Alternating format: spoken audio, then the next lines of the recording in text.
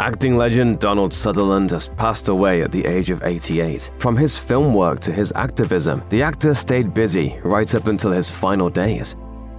Even acting giants like Donald Sutherland experienced rejection. In fact, for his very first audition, Sutherland came agonizingly close to getting a part in a movie called 4 in the Morning, only to lose it. As Sutherland recalled in an interview with GQ, Sutherland believed that he stood a good chance at getting the part. Later, he got a call from the movie's director, producer, and writer, who were also inspired by his performance during the audition that they rewrote part of the script just to incorporate the new insights Sutherland had given them on the character. Sutherland remembers the director saying, "You created for us exactly the heart and soul of the film." That's when they broke the news to him. They had decided not to cast him. According to Sutherland, the director told him, "We'd always seen this fella as a guy-next-door character, and to be absolutely truthful, we didn't think he looked like you've ever lived next door to anybody." That was the first audition.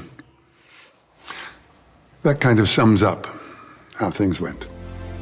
As Donald Sutherland recalls in the Daily Record, he was 2.5 years old when he spoke his first word, neck. He told Esquire, "My neck was killing me." As it turned out, this was because he had polio. "One leg's a little shorter, but I survived."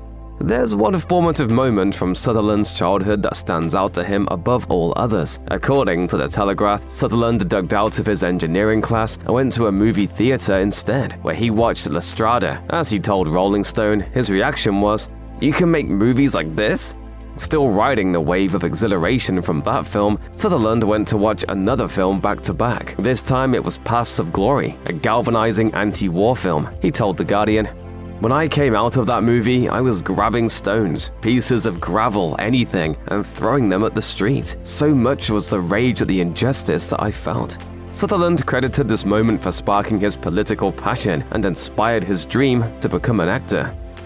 And Donald Sutherland's activism often went hand in hand with his acting. In the early 70s, he helped create a documentary called FTA, which stood for F the Army, a pretty self-explanatory title. Sutherland also spoke openly about the real-life political parallels to the Hunger Games movies. When asked in an interview for Hey You Guys if he thought those films were thought-provoking, Sutherland replied, You say they're thought-provoking. I hope they're action-provoking. How did he feel about modern-day activists compared to his generation? He told The Guardian, "I just think they're not organized, but I have great hope and faith in them."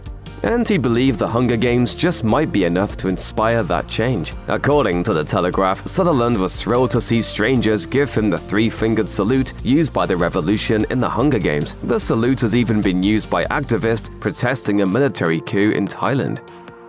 Sutherland once emailed his way into a movie franchise. He didn't audition for the role of President Snow in the Hunger Games. Instead, he had simply read Gary Ross's script for the movie, which he loved, and decided he wanted to be a part of it. Sutherland was especially intrigued by Snow's character, so he sent Gary a 3-page email, later published in Business Insider, explaining what he believed made President Snow tick. Ross knew right away that he had found President Snow, and he hired Sutherland immediately.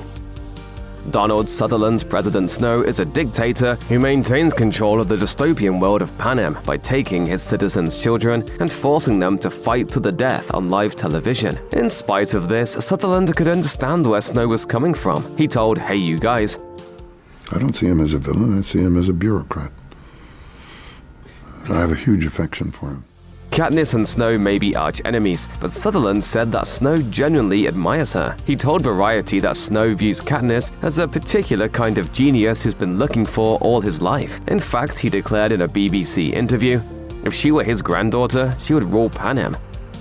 Donald Sutherland loved a good joke, sometimes even at somebody else's expense. For instance, Rod Laurie told Variety that when Sutherland first arrived on the set of Commander-in-Chief, they handed him his contract, but he insisted he couldn't sign without his lucky pen. Donald made a show of searching for his missing pen, while the filmmakers squirmed, until finally Sutherland told them he was just kidding and signed the contract. On another occasion, Donald's plans to go trick-or-treating with his granddaughter were complicated after he broke his leg. He shared in an interview with GQ, "My family got tired of pushing my wheelchair, so they stopped and they put me on the lawn."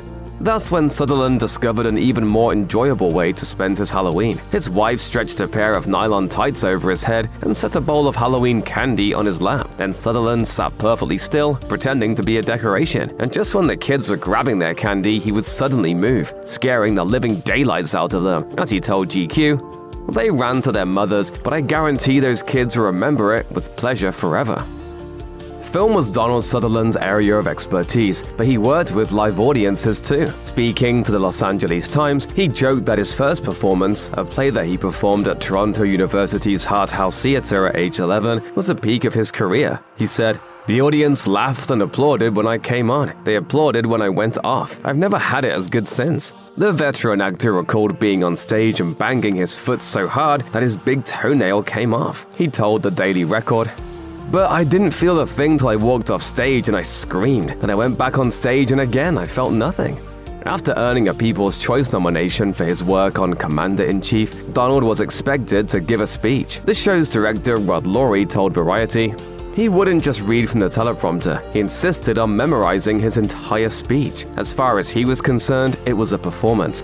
Sutherland admitted to backstage that he never stopped getting stage fright on occasion. Once he was visiting Idlewild's theater school to offer a masterclass to its students, and he discovered that his hands were shaking. He told his audience, "Look at that, all these years later, I'm still shaking."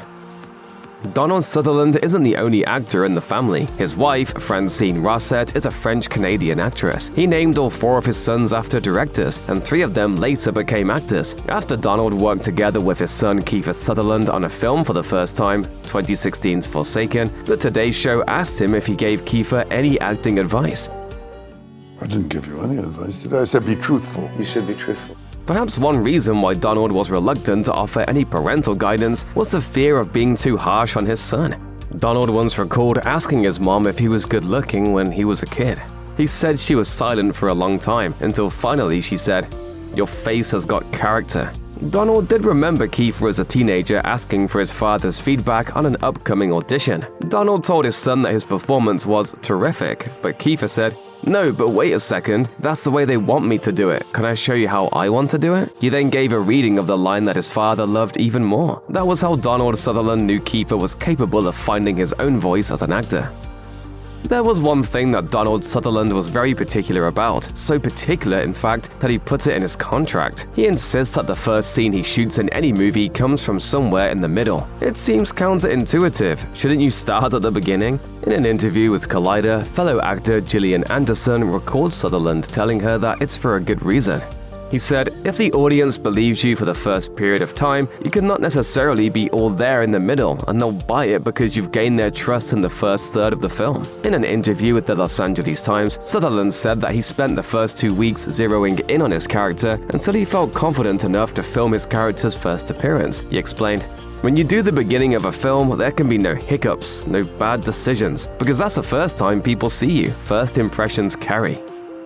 Though Sutherland is known for playing villains, this was not the case with his performance as Franklin in the HBO series The Undoing. The show follows a woman named Grace after her husband Jonathan is placed on trial for murder. Grace cannot accept that her husband could be a killer, despite her father Franklin's insistence that Jonathan can't be trusted. Hugh Grant knew from the start that his character was a murderer, but other cast members, including Sutherland, were deliberately kept in the dark for most of the shooting. Donald only found out the killer's identity right before they filmed the 6th and final episode. It actually came as a surprise to him. In fact, in an interview with Deadline, he admitted that he suspected that he was going to end up being the killer. Being unaware of how the show ends most likely informed his performance. The scene where he reluctantly bails him out of jail and warns him against fleeing or harming his daughter in any way is proof enough of this.